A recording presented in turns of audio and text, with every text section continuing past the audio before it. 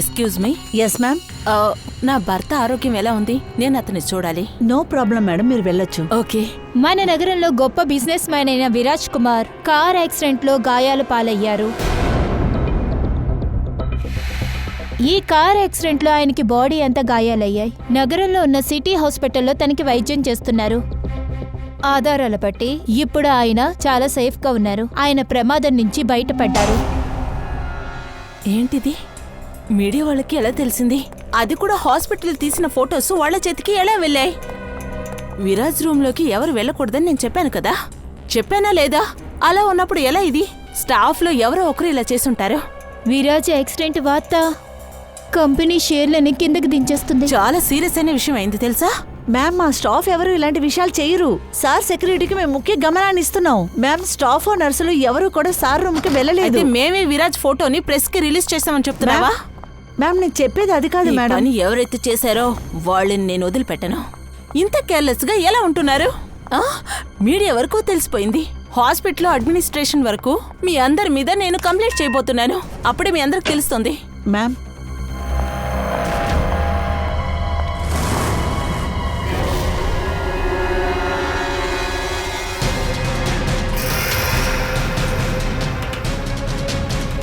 విరాజ్ ఎక్కడా?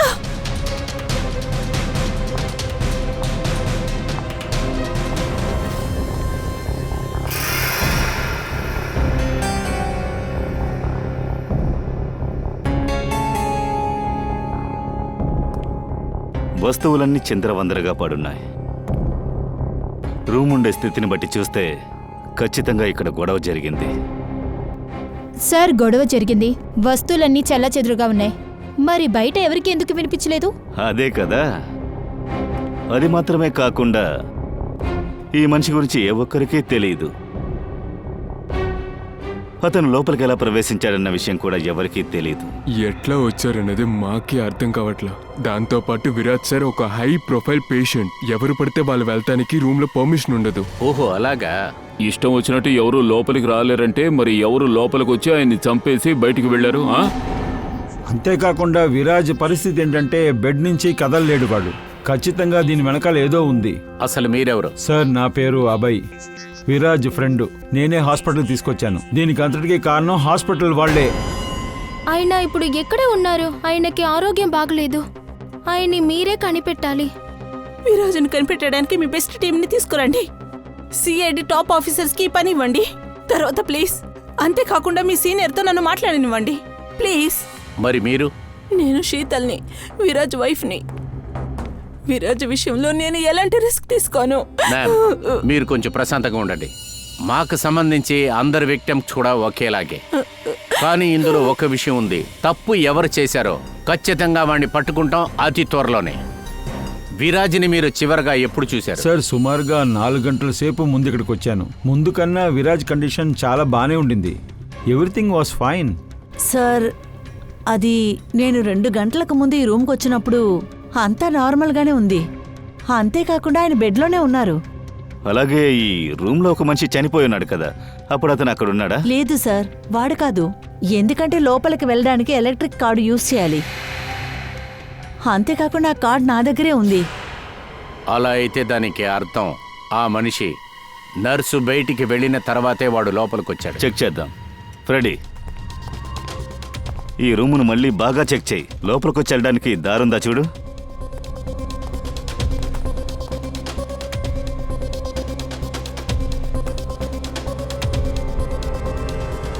లోపలికి వెళ్ళడానికి ఎవరెవరికి పర్మిషన్ ఉంది? లోపలికి వెళ్ళటానికి 2 కార్డు అనుమతించాం. ఒకటి మా స్టాఫ్ కోసం, ఇంకోటి వాళ్ళ ఫ్యామిలీ కోసం. కార్డ్ లేకుండా ఆ మెషిన్ని ఎవరు యాక్సెస్ చేయలేరు. సార్ సార్, ఇక్కడ చూడండి, ఇందులో అన్ని డీటెయిల్స్ ఉన్నాయి. ఈ నర్స్ ఒక ఎంట్రీ 2 సార్లు ఉన్నాయి. 2 గంటలకు ముందు మరియు ఇంకోటి ఆ బాడీని చివరిసారిగా చూసినప్పుడు జరిగింది. ఈ 2 ఎంట్రీ మధ్యలో ఎవరు ఈ రూమ్ లోపలికి వెళ్ళలేదు. వేరే ఏ ఎంట్రీ లేదంటే మరి ఆ వ్యక్తి ఈ రూమ్లోకి ఎలా వెళ్ళుంటాడు? సార్,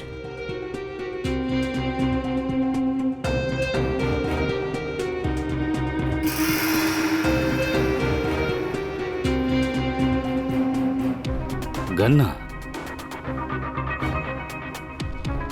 పేల్చినట్టు ఏమీ స్మెల్ లేదు.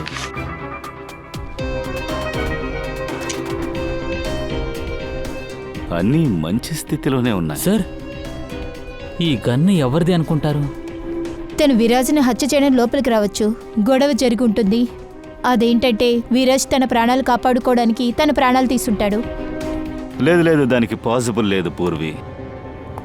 గొడవ పడేంతగా విరాజ్ లేనే లేడు. అతనికి మల్టిపుల్ ఫ్రాక్చర్స్ అయ్యాయి.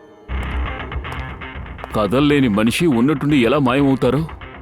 ఒక పని చేద్దాం, ఈ హాస్పిటల్లో సీసీటీవీ మొత్తం చెక్ చేద్దాం.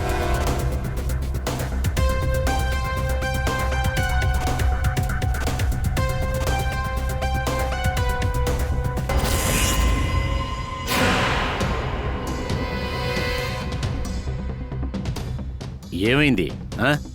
సార్, సీసీటీవీ కెమెరాని ఎవరో ఏదో చేశారనుకుంటా. ఫుటేజ్ పాడు ఏంటి చేస్తారు. ఆటలాడుతున్నారా? ఈ సిటీలోనే బెస్ట్ హాస్పిటల్ ఈ హాస్పిటల్ అని చెప్పి ప్రజలు అనుకుంటున్నారు. కానీ ఇక్కడికి వచ్చి చూస్తే ఒకళ్ళని హత్య చేస్తున్నారు, పేషెంటే కనపడకుండా పోతున్నారు. సీసీటీవీ ఫుటేజ్ మొత్తం ఎవడో నాశనం చేసి పెట్టాడు. ఏంటి మేమంతా పిచ్చోళ్ళమని మీ ఉద్దేశమా? మీ హాస్పిటల్లో గన్ ఎక్కడి నుంచి వచ్చింది? మీరు అసలు చెకింగ్ చేస్తారా లేదా? లేదు సార్, అన్ని ఎంట్రీని చెక్ చేస్తాం. పేషెంట్ చూస్తానికి వచ్చిన వాళ్ళని, అలాగే వాళ్ళ వస్తువుల్ని కూడా చెక్ చేస్తాం. మా ఆఫీస్ లోపలికి వచ్చి డాక్టర్, స్టాఫ్ ఎవరిని చెక్ చేయకుండా వదిలిపెట్టాము. కానీ ఇక్కడ సెక్యూరిటీ చాలా టైట్ సార్. అలాగా? గన్ను బయట నుంచేగా వచ్చింది? అందరినీ చెక్ చేస్తారు కదా, పేషెంట్స్ని చేస్తారుగా. లేదు సార్, నార్మల్ పేషెంట్సో లేదా ఎమర్జెన్సీ పేషెంట్సో వాళ్ళని వెంటనే అడ్మిట్ చేసుకుని ట్రీట్మెంట్ ఇస్తామనేది మేము పెరియారిటీగా తీసుకుంటాం. కానీ అప్పుడు అలాంటి సమయంలో మేము వాటిని చెక్ చేయం. సార్, అలా అయితే ఒక పేషెంట్లో అతను గన్ తీసుకొచ్చా. విరాజ్ 2 రోజుల క్రితమే అడ్మిట్ అయ్యాడు. దాదాపుగా ఈ 2 రోజుల నుంచి కొత్తగా ఎవరెవరైతే అడ్మిట్ అయ్యారో అందరి డీటెయిల్స్ మాకు కావాలి. అది మనం ఈ 4లోంచే మొదలు పెడతాం. సార్, ఇతను ఇక్కడ మీరు చూసారా?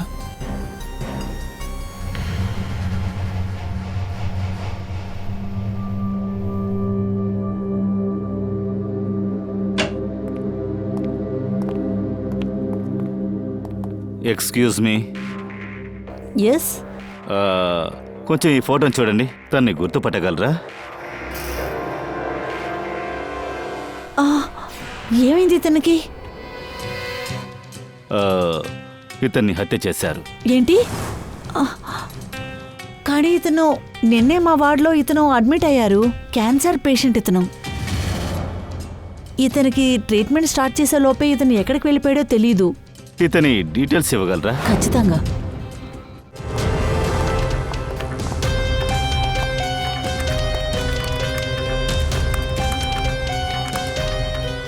నిన్నెతను 4 గంటలకు అడ్మిట్ అయ్యారు. ఈయన పేరు వినోద్. యాక్చువల్గా డాక్టర్ జాక్రేని ఈ హాస్పిటల్ని రెఫర్ చేశారు. ఇవే ఆ డీటెయిల్స్. ఏ బెడ్లో ఉన్నారు ఆయన? Bed number 5. అదిగో అక్కడే. ఎక్స్క్యూజ్ మీ, మీరు సిఐడి ఆఫీసరేగా? మరి ఇంతసేపు నేను పేషెంట్లా నిలబడ్డానా? పూర్వి వినోద్ అడ్మిట్ అయిన 1 రోజు తర్వాత ఈ వినోద్ ఈ హాస్పిటల్కి వచ్చి అడ్మిట్ అయ్యాడు. దాని తర్వాత అతను హత్య చేయబడ్డాడు. ఇదేదో హఠాత్తుగా జరిగింది కాదు. ఖచ్చితంగా ఇందులో ఏదో వ్యవహారం, ఖచ్చితంగా ఇందులో ఏదో మర్మం ఉంది. మీకు బాగా థ్రిల్లింగ్గా ఉంటుంది కదా హంతకుడిని పట్టుకోవడం, వాళ్ళని కొట్టడం.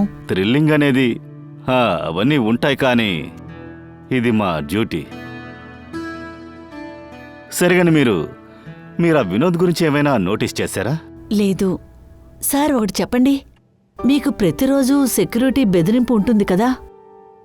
అది మేము ప్రాణాన్ని పణంగా పెట్టే కదా కేసులు సాల్వ్ చేస్తున్నాం. మీ అందరి భద్రత మా బాధ్యత. వావ్, చాలా సూపర్ సార్. మీరు ఎంత ధైర్యవంతంగా ఉన్నారు. అలా చూస్తే మీరు కూడా ప్రాణాలు కాపాడుతున్నారుగా, ఈ ట్రీట్మెంట్ అవి ఇవి ఇచ్చి. I mean that's our duty. Thank you, very nice.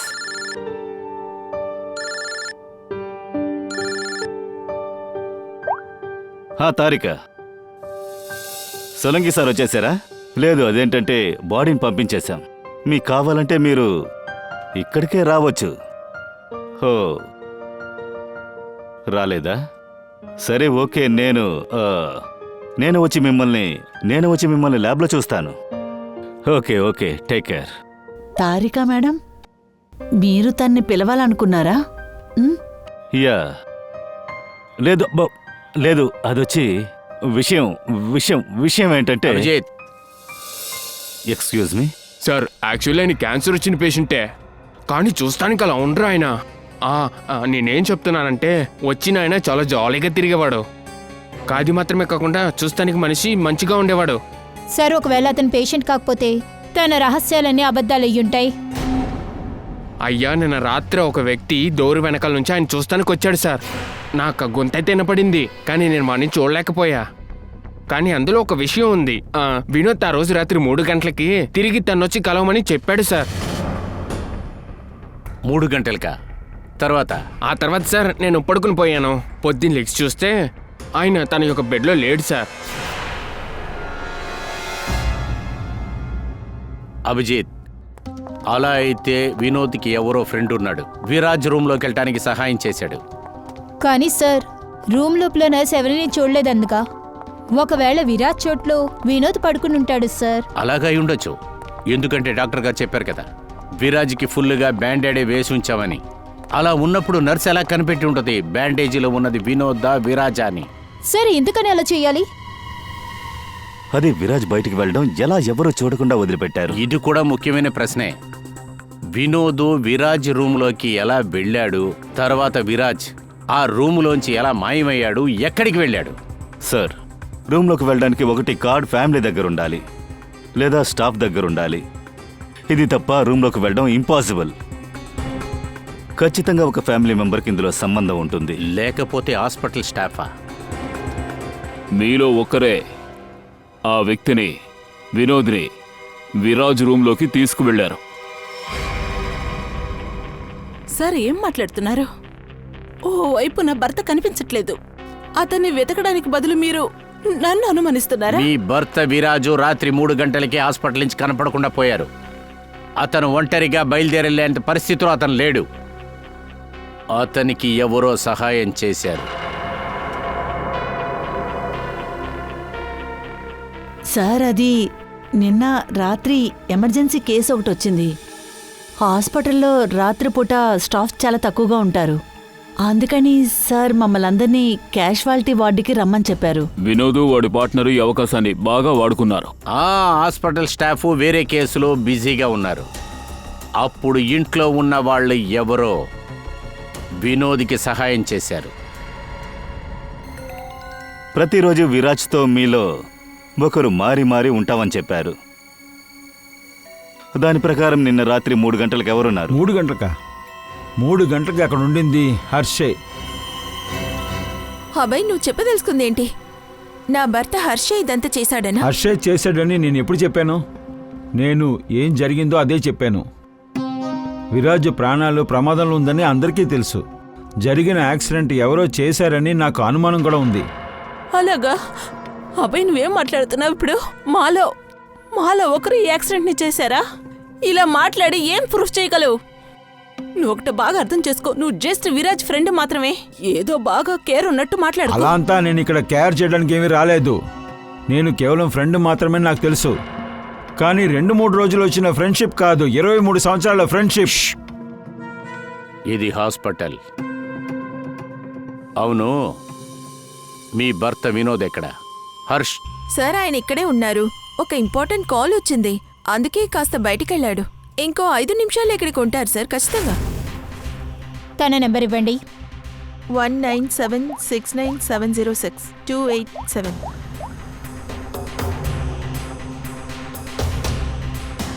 Sir, switch off. Phone switch ఆఫా? అంటే డెఫినెట్గా పారిపోయి ఉంటాడు. హాస్పిటల్లోనే ఎక్కడైనా ఉంటాడు. ఇక్కడి నుంచి అంత తొందరగా తప్పించుకోలేడు. ఇలా చూడండి, ఇతన్ని మీరు చూసారా? లేదు సార్.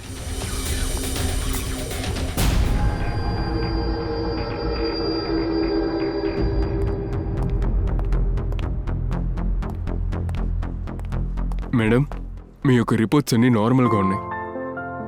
ఏంటి ఏమీ దొరకలేదా? ఆహా, మీరు అన్ని టెస్టులు పూర్తిగా బాగా చేశారా డాక్టర్? యా షూర్, మీరు చాలా బానే ఉన్నారు, డోంట్ వరీ. నాకు తెలుసు. కానీ ఊరికే ఉండకుండా హృదయం అంతా టక్ టక్ని కొట్టుకుంటుంది. ఏదో టెన్షన్గానే ఉంటుంది. ఎలా అంటే తల తిరుగుతున్నట్టు. మీకు ఏయ్, ఏం అర్థమవుతుంది కదా డాక్టర్ సార్? మేడం అన్ని టెస్టులు చూసేసాం, మీరు నార్మల్గా ఉన్నారు, డోంట్ వరీ. మీరు చెప్తున్నారు, నేను ఒప్పుకుంటాను. మళ్ళీ ఏమైనా సమస్య వస్తే నేను మీ దగ్గరికి వచ్చేస్తాను. Yeah sure. వెనక్కి రావే. ఈ డాక్టర్ చూడడానికి 5 సార్లు వచ్చావు. నీ ఒంట్లో ఏది బాలేదని అసలు తెలియలేదా నీకు? అమ్మా, నేను పెద్ద రిస్క్ తీసుకోలేను. ఒకవేళ రేపు పెద్ద జబ్బు ఏమైనా వచ్చిందంటే? ఏవండి, ఇక్కడ ఈ వ్యక్తిని ఎవరైనా చూసారా? వీడా? ఇతనే. చాలా వేగంగా పరిగెట్టాడు సార్. నన్ను కూడా గుద్దేశాడు. బుద్ధి లేనుడు. సారీ కూడా చెప్పలేదు. ఎటువైపు పరిగెత్తాడు? ఇటువైపు. Thank you.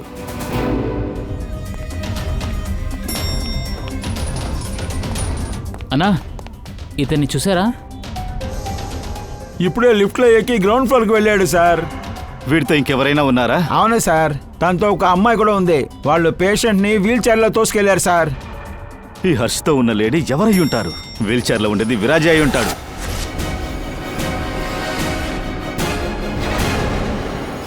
ఏం చేస్తున్నారు హర్ష్? సిఐడి? ఏం మీకేమనిపించింది? హాస్పిటల్లో నుంచి పారిపోవచ్చానా? ఫోన్ ఆఫ్ చేస్తే తప్పించుకోవచ్చు అనుకున్నావా? నీ కార్లో ఉన్న GPS పెట్టి నిన్ను పట్టుకున్నాం. విరాజ్ ఎక్కడ? విరాజ్ని నువ్వెక్కడ దాచిపెట్టావు? సార్, విరాజ్ ఎక్కడున్నాడో నాకు అసలు తెలీదు. తెలీదా? మరెందుకు హాస్పిటల్ నుంచి పారిపోయొచ్చావు? ఆ పేపర్లను ఎందుకు అలా చేస్తున్నావు? ఇవన్నీ ఏం పేపర్స్? సార్, నన్ను విరాజే ఉద్యోగంలోకి చేర్చారు. ఆయన కంపెనీలోనే. కానీ ఏంటి? సార్, నిజానికి విరాజ్ కంపెనీలో నన్ను అమ్మేశారు. అలాగా? తర్వాత? విరాజ్ శత్రువులు నన్ను ఆ కంపెనీలో ఏం జరుగుతుందో చూడడానికి పంపించారు. అప్పుడు వివరంగా ఉంది. నువ్వు విరాజ్ని చంపడానికి ఏదో ప్లాన్ చేసుంటావుగా? లేదు సార్, విరాజ్ కంపెనీలో జస్ట్ అక్కడ పేపర్లు దొంగిలించడానికి పంపించారు. అంటే ఎవరైతే నన్ను అక్కడికి పంపించారో వాళ్ళు నాకు చాలా క్లియర్గా చెప్పారు, ఈ పేపర్స్ మాకు ఖచ్చితంగా కావాలి, లేదంటే సిఐడి వాళ్ళు తీసుకెళ్ళిపోతారని. నిన్న రాత్రి 3 గంటలకు నువ్వు ఎక్కడున్నా? హాస్పిటల్లోనే కదా? అయితే ఆ ఎంట్రీ కార్డ్ నీ దగ్గరే కదా ఉంది? అవును సార్, ఆ ఎంట్రీ కార్డు నా దగ్గరే ఉంది. కానీ నాకు నిద్ర వచ్చేసింది, నేను పడుకుని పోయాను. ఆ టైంలో మేబీ ఎవరైనా నా దగ్గర నుంచి తీసుకెళ్లారేమో. సార్, నేను చెప్పేది నమ్మండి, నా వల్ల విరాజ్కి ఖచ్చితంగా ప్రమాదం జరగదు. సార్, నేను కేవలం డబ్బు కోసం అక్కడికి వెళ్ళి అలాంటి పనులు చేసేనే తప్ప వేరే ఉద్దేశం లేదు. వీడు నిద్రపోయాడంటే అప్పుడు ఆ కుటుంబంలో ఉన్న వాళ్ళెవరో ఒకరు ఇతని దగ్గర నుంచి కార్డు దొంగిలించారు. సార్, ఇంత లేట్ అయింది, కానీ మీరెవరు హాస్పిటల్లో విరాజ్ని కనిపెట్టలేకపోతున్నారు. మీరేం చేస్తున్నారు? మేడం, ఎంత పెద్ద హాస్పిటల్, టైం అవుద్ది కదా. మేమంతా వెతుకుతూనే ఉన్నాంగా. ఇలా చూడండి, మీకు నేను 1 గంట టైం ఇస్తాను.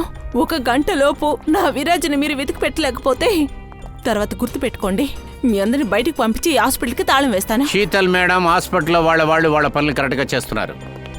కానీ మీరు ఒక విషయాన్ని ఇప్పుడు చెప్పాలి. మాకు ఒక విషయం తెలిసింది, అది మీరు విన్నారంటే షాక్ అయిపోతారు. అదేం దొరికింది మీకు? నేను మీ ఫోన్ రికార్డ్స్ మొత్తం చెక్ చేశాను.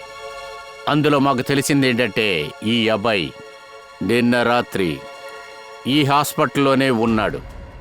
వాడు ఎక్కడికి వెళ్ళలేదు. సార్, నేనే అబ్బాయి విరాజ్ ఫ్రెండ్ని. చూసారా, బాధ్యతగా మాట్లాడాడు. అతనే ఇదంతా చేసుంటాడేమో. ఈ అబ్బాయి ఎక్కడున్నాడు? ఇక్కడ లేదు సార్. కొట్టు మూసుకొని ఎల్లుంటాడు. వాడిని ఎలాగైనా పట్టుకోండి సార్.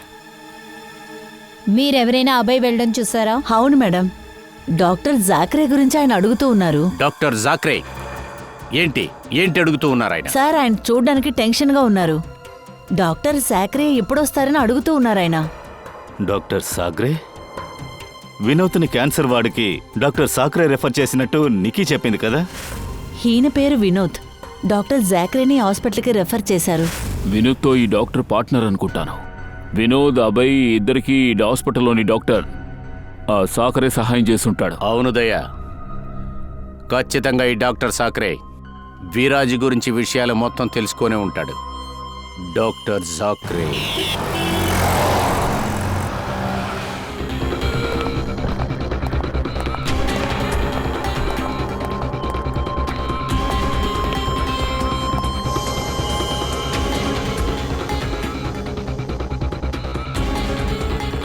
ఏ ఆగు. ఏ నువ్వెవరు?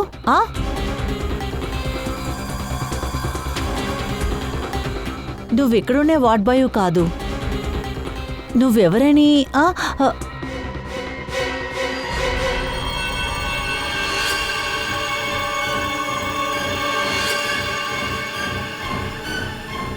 ఒకవేళ ఇతను విరాజా? ఈ నువ్వెక్కడ తీసుకెళ్తున్నావు? ఎవరు నువ్వు? నేను విరాజ్ ఫ్రెండ్ని. విరాజ్ ప్రాణాలు ఇప్పుడు ప్రమాదంలో ఉంది. Please help me. నాకు సహాయం చెయ్యండి. ఇలా చూడు, ఐ డోంట్ ట్రస్ట్ యూ. నువ్వు ఎవరైనా అయి ఉండొచ్చు. నేను సిఐడికి ఇన్ఫార్మ్ చేస్తాను. ఆగు ఆగు. ఇలా చూడు, ఇక్కడి నుంచి నన్ను బయటికి వెళ్తానికి సహాయం చేస్తే నేను నీకు 1,00,000 రూపాయలు ఇస్తాను. అలా కాకపోతే నేను నిన్ను చంపేస్తాను. చెప్పింది అర్థమైంది కదా? నేను నిన్ను చంపేస్తానని చెప్పాను. సరే, నీకు సహాయం చేస్తాను. వెళ్ళు. అక్కడ ఫైర్ ఎగ్జిట్ ఉంటుంది. అటువైపుగా వెళ్ళిపోవచ్చు. ఆ తర్వాత ఎవరికీ తెలీదు. Thank you.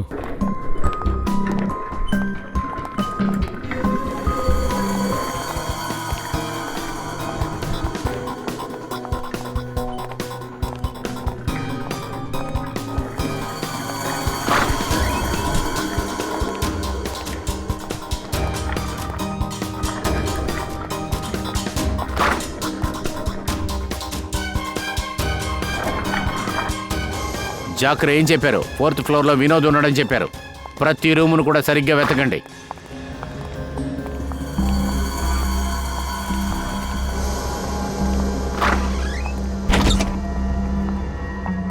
Sir, supply room. మామూలుగా ఇక్కడికి ఎక్కువ జనాలు రారు, ఇందులోనే ఉంటాడు.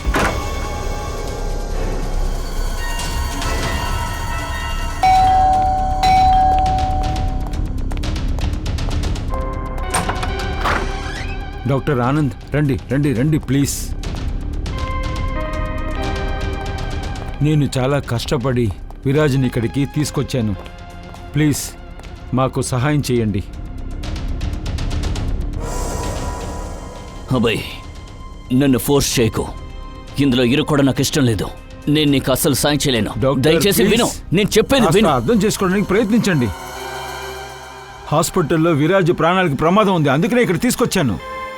ఖచ్చితంగా విరాజ్ యాక్సిడెంట్ ఎవరో పన్నాగం పన్నట్టే అనిపిస్తుంది. ప్లీజ్ డాక్టర్, ప్లీజ్ దయచేసి అర్థం చేసుకోండి ప్లీజ్. నువ్వు చెప్పేది నిజమే, కానీ మన సమస్యలో ఇరుక్కుంటే. ఇలా చూడండి, హాస్పిటల్లో మేము విరాజ్ స్థానంలో వినోద్ని పెట్టొచ్చాము. హంతకుడు వస్తే వాడిని పట్టుకుందామని. కానీ డాక్టర్,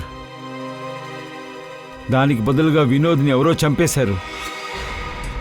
ఏమీ అర్థం కావట్లేదు. దయచేసి మీరే హెల్ప్ చేయాలి. నేను చెప్పేది విను.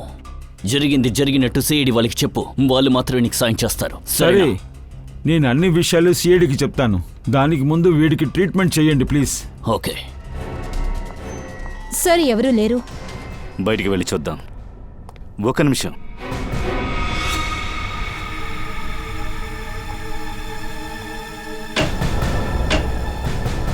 సార్, దీని లోపల దాక్కుండొచ్చు కదా? ఈ yellow colour, excuse me. Oh no, దీని అర్థం ఆ నర్స్ నిక్కీ. నాకేమనిపిస్తోందంటే విరాజ్ కనిపించకుండా పోవడానికి ఈ నిక్కీ అబ్బాయి పనిచేశారు. కానీ సార్, ఆ విరాజ్ని తీసుకుని ఎక్కడికి వెళ్ళుంటారు? విరాజ్ గురించి అన్ని న్యూస్ ఛానల్స్లో వార్తలు వస్తున్నాయి. వేరే ఇంకో హాస్పిటల్కి వాళ్ళు వెళ్ళినా కూడా ఖచ్చితంగా మనకు తెలుస్తుంది. ఈ టైంలో ఆ విరాజ్ డాక్టర్ ట్రీట్మెంట్ లేకపోతే చనిపోతాడు. సార్, విరాజ్ వైఫ్ చెప్పింది వాళ్ళకి ఫ్యామిలీ డాక్టర్ ఉన్నారట, డాక్టర్ ఆనంద్. ఆనంద? పూర్వి, ఆ ఫోన్లన్నీ ట్రేస్ చేయి. ఆ ఆనంద్ లొకేషన్ ఎక్కడుందో కనిపెట్టు. అబ్బాయి, విరాజ్ చాలా క్రిటికల్ గా ఉన్నాడు. సిఐడి వాళ్ళకి ఫోన్ చేయి, మనం వాడిని హాస్పిటల్కి తీసుకెళ్ళాలి. సరే, నేను వెంటనే ఫోన్ చేస్తాను. ఎందుకు ఇంత అవసరం? హే, ఏం చేస్తున్నావు?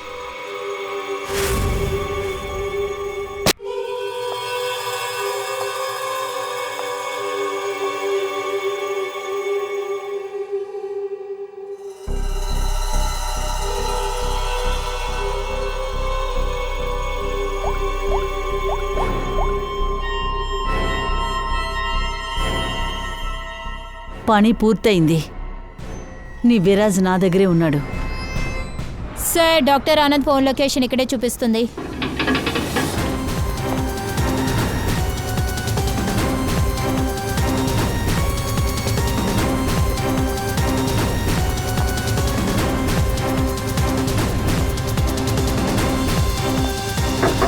Doctor Anand, doctor Anand, breathing ఉంది, బతికే ఉన్నాడు. త్వరగా అంబులెన్స్ కాల్ చేయి. విరాజ్, భయపడకు, అంబులెన్స్ వస్తుంది, మీరు బ్రతుకుతారు.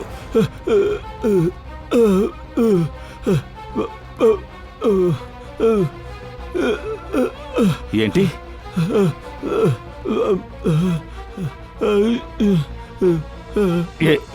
ఏంటి ఏమంటున్నారు? ఒక్క నిమిషం. ఈ శబ్దం సార్, ఏంటి శబ్దం? అక్కడ చూడు.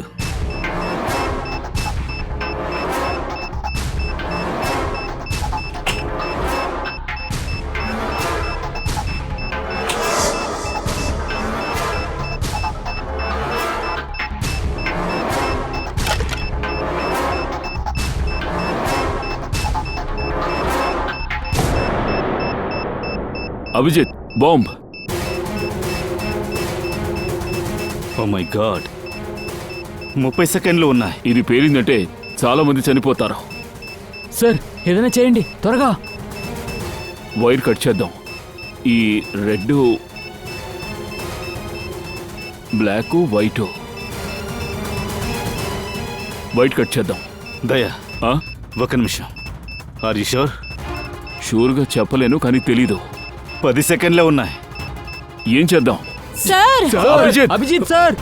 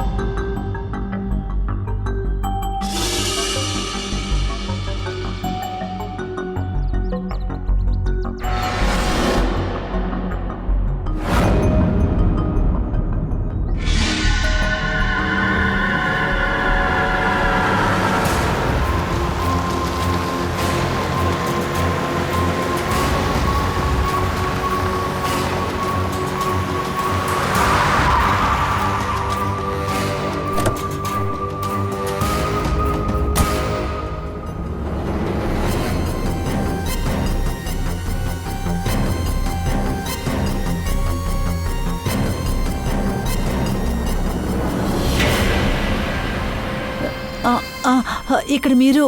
అవును మేడం, మీ మొబైల్ ఫోనే మమ్మల్ని ఇక్కడికి తీసుకొచ్చింది.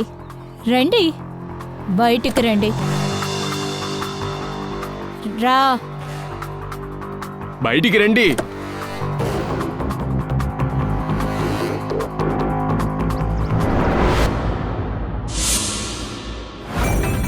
రండి, మీరు కూడా బయటికి రండి. ఈ ఆటను మొదలుపెట్టింది మీరే కదా. మీ మాస్క్ని చించేయాల్సిన టైం వచ్చేసింది. రండి. రారా రే మిస్టర్ విరాజ్.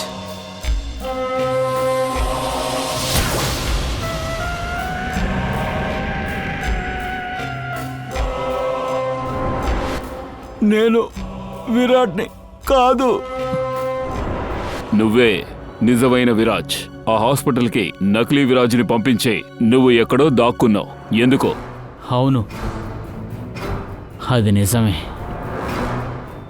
నాకు ఆ కారులో యాక్సిడెంట్ జరగలేదు. ఆ యాక్సిడెంట్ని నేనే చేసుకున్నాను.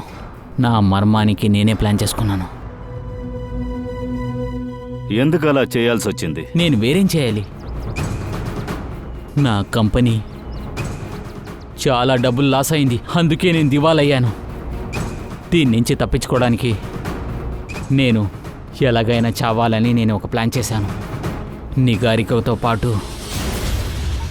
నీకు యాక్సిడెంట్ జరిగిందని ఊరు మొత్తం అనుకున్నారు. అవును, అది మాత్రమే కాదు, తర్వాత నా భార్యకి అన్నీ భరించాలి కదా అని చెప్పాలంటే ఆ విషయం అది చాలా కష్టంగా ఉండేది.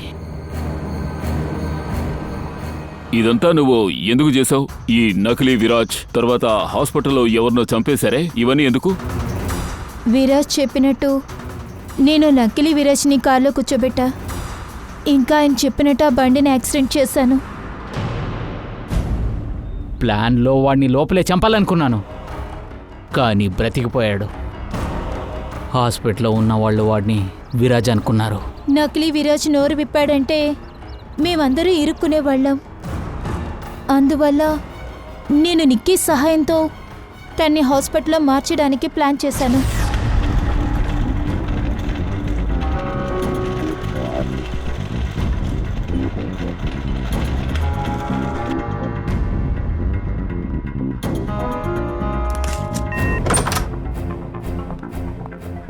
విరాజ్, విరాజ్,